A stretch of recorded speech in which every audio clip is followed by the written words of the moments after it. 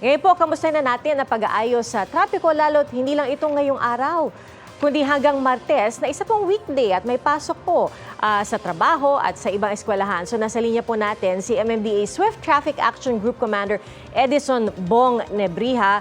Sir, magandang umaga. CPR Arcangel po ito. Sure.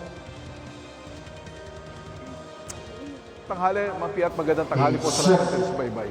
Oho, nako sir, kamusta na po? Unahin po natin yung sitwasyon ngayon. Sunday naman po at maaga po tayong nakapagbigay ng abiso ng mga rerouting. Pero kamusta po ang daloy ng trapiko sa mga kasada sa paligid po ng mga nagkikilos protesta? Ma'am, we are executing the plan that we have laid down para sa mga protesta na ito. Mabigat po yung nasa Quirino Grandstand sa Manila. Tatlo po ang traffic district heads namin ang nakaantabay doon, ang northern, ang western at saka southern.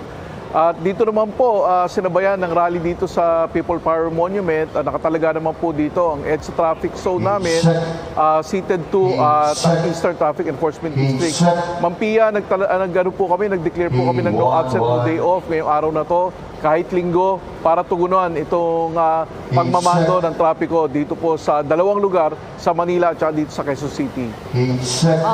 Well, sir, alam po namin na may halimbawa sa Maynila, kanselado po, nagkaroon ng suspension ng face-to-face classes. Pero may iba pa rin na papasok pa rin sa opisina. So ano po ang paalala natin? Mahirap kasi yung Monday tsaka Tuesday po kasi marami nang nasa kalsada sa mga oras na yon. Tama ma'am, ang Manila for one, nagdeklara na po sila ng walang pasok sa kolehiyo mula elementary, preschool up to college, publiko at saka pribadong eskwelahan. Makakatulong po ito sa pagmamanage namin ng trapiko. Dito naman po sa Quezon City, wala pa naman po dinideklara na mag-overspill to tomorrow at saka sa Tuesday. Ang permit lang po na nakuha dito ay hanggang ngayong araw lang, hanggang mamayang gabi. So wait and see po kami kung ano pong mangyayari, kung papayagan silang mag-extend hanggang Martes.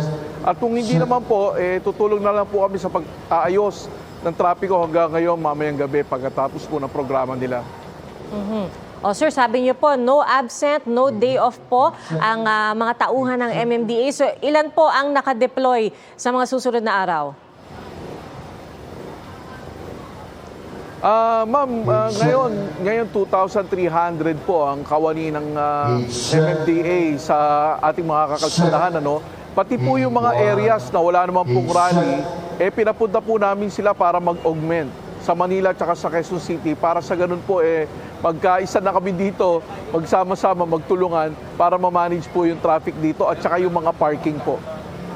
Alright, sir, baka pwede nating paalala ulit sa mga kababayan natin ano-ano po ba yung mga dapat iwasan na kalsada sa mga susunod na araw? Well, pinapaalalahan na po natin ang ating mga kababayan sa Manila na umiwas po sa lugar ng Luneta. Baka mag-spill over po yan sa iba't ibang arterial routes leading to Quirino Grandstand. Ang pakiusap namin kung walang importanteng gagawin, manatili na lang po sa bahay at umiwas sa mga lugar na to. Yung mga kababayan naman natin dito sa Quezon City, alam po natin, kakasweldo lang kahapon at may mga mall sa area na to. Kung medyo pwedeng ipagpaliban na lang po muna para hindi po tayo ma-stuck sa traffic. Pero hanggang sa ngayon, sa kasalukuyan ngayon, Ma'am Pia, maluwag pa naman yung traffic, so everything is good. Sir, linawin lang po natin, may tuloy po ang number coding sa Monday and Tuesday? Ma'am, tuloy pa po, wala pa po dinideklara si Chairman Artes kung isususpin dito. Like what I've said, ang permit po na nakuha sa EDSA ay hanggang ngayong araw lang po. So kung mag-i-spill over po ito, wala pa po kaming knowledge at kung maabisuan po kami, magdidesisyon po ng suspension ng number coding will be Chairman Artes, and it will depend on the data that will be given to him. Alright, so kapag gusto pong masilip ang rerouting sa araw na ito at sa mga susunod na araw dyan po sa paligid ng Maynila, Chairman, makikita po ito sa inyong official accounts po? Tama, Ma'am Pia, actually, shinare na po namin yung advisory ng Manila, ng City of Manila at advisory po ng City Government ng Quezon City Nandiyan po sa Facebook page ng MMDA. At sinare na rin po namin sa kanya-kanya namin mga Facebook page para for widest dissemination. Right, okay, so malinaw po, no? Commander Nebrija, sa ngayon wala pa pong anunsyo tungkol sa lifting o anuman, no, ng number coding at sa ngayon maayos pa rin ang daloy ng trapiko, pero nakikita po namin, no, na tuloy-tuloy pa rin naman sa mga oras na ito ang pag-usad ng mga sasakyan dyan po sa may People Power Monument. So, Commander Nebrija, paalala na lamang, huling paalala sa ating mga kababayan para po iwas aberya pagdating sa daan.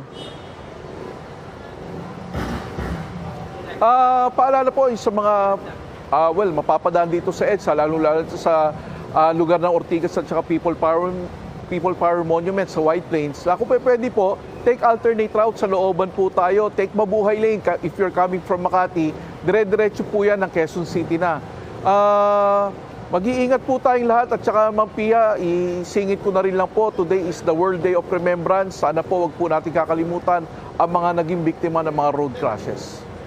Alright, maraming salamat po, MMDA Swift Traffic Action Group Commander Edison Bong Nebrija. Magandang tanghali po, sir.